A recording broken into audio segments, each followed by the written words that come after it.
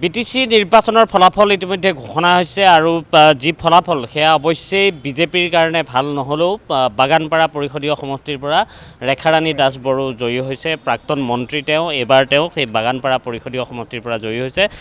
ৰেখা বাইদেউ, ৰিজাল্টটো যিটো সামগ্ৰিকভাৱে চাগে বিজেপিয়ে বিচাৰিছিলে সেইটো ৰিজাল্ট নাই হোৱা আপোনালোকৰ, কিন্তু আপোনাৰ ৰিজাল্ট ভাল। বাগানপাৰা সমষ্টিৰ ৰাইজৰ আশীৰ্বাদত মই তাত জয়লাভ কৰিলোঁ। ইয়াত মুখ্যমন্ত্ৰী হিমন্ত বিশ্ব শৰ্মা ডাঙৰীয়াৰ অৰিহণা আছে আৰু আমাৰ সভাপতি দিলীপ শইকীয়া ডাঙৰীয়াৰ অৰিহণা আছে। নন্দিতা গাৰ্লোচা, নাৰায়ণ ডেকা, জয়ন্ত মল্ল বৰুৱা সকলোৱে আমাৰ বিশেষকৈ বাগানপাৰা সমষ্টিত যথেষ্ট পৰিমাণে সময় দিলে আৰু তেওঁলোকে যিমান পাৰে সিমান সহায় কৰিলে। অভাৰঅল আমি যদিও ভাল ফল দেখুৱাব নোৱাৰিলোঁ, মূলতঃ জুবিন গাৰ্গৰ যিটো ঘটনা শোকাবহ আমাৰ বাবে, তাৰ বাবেও আমাৰ বহু পৰিমাণে মই ভাবোঁ যে যিধৰণে আমি আগবাঢ়ি যাব লাগিছিল তেনেধৰণে আগবাঢ়ি যাব নোৱাৰিলোঁ। এতিয়া হাগ্ৰামা মহিলাৰীও কৈছে, বিশেষকৈ মুখ্যমন্ত্ৰীয়ে কৈছে যে হাগ্ৰামা মহিলাৰীৰ লগত একেলগে চৰকাৰত থাকিব বিজেপি। নাই, মুখ্যমন্ত্ৰী ডাঙৰীয়াই ইলেকশ্যনৰ আগেও কৈছিলে যে আমাৰ কাৰণে হাগ্ৰামা মহিলাৰো শত্ৰু নহয়, আমাৰ কাৰণে প্ৰমোদ বড়োও শত্ৰু নহয় আৰু আমি বন্ধুভাৱে ইলেকশ্যন খেলিছোঁ। গতিকে সেই স্থিতিতেই আমাৰ মুখ্যমন্ত্ৰী মহোদয় আছে।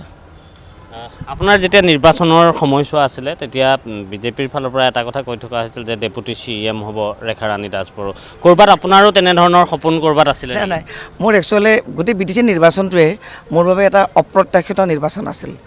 দলে দিয়া সিদ্ধান্তক মই সন্মান জনাইছিলোঁ আৰু তাৰ কাৰণে মই ইলেকশ্যন খেলিছিলোঁ। গতিকে মোৰ সন্মুখত তেনেধৰণৰ কোনো সপোন লৈ এই নিৰ্বাচনটো মই খেলা নাছিলোঁ।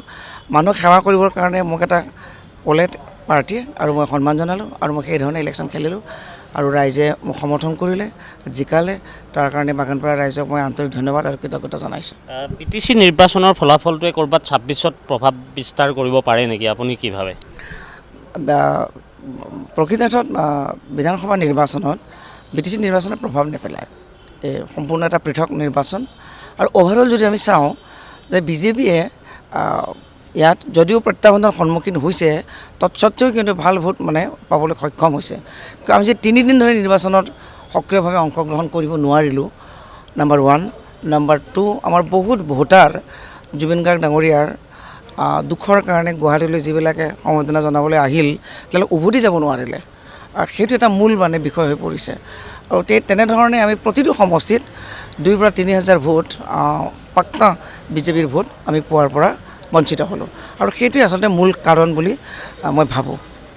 ধন্যবাদ জনাইছোঁ। এয়া ৰেখাৰাণী দাস বড়ো আৰু ৰেখাৰাণী দাস বড়োৱে এই নিৰ্বাচনটোত যিটো বিজেপিৰ ফলাফল হ'ল, যি 5টা সমষ্টিতে বিজেপি যিহেতু থমকি ৰ'ব লগা হ'ল সেই বিষয়টো তেওঁ উল্লেখ কৰিছে আৰু আমি ইতিমধ্যেই ৰেখাৰাণী দাস বড়োৰ সৈতে এই কথাখিনি পাতিলোঁ আৰু কথাখিনি পাতি সামগ্ৰিকভাৱে বিটিচি পৰিষদীয় নিৰ্বাচনক লৈ বিজেপিয়েনো কি ভাবে, তেওঁলোকৰ বিশ্লেষণত কি আছে, তেওঁলোকে ইয়াৰ কাৰণ কি বুলি ভাবে, তেওঁলোকে কম আসন পোৱাৰ সেই কথা ইতিমধ্যে ৰেখাৰাণী দাস বড়োৱে স্পষ্ট কৰিছে।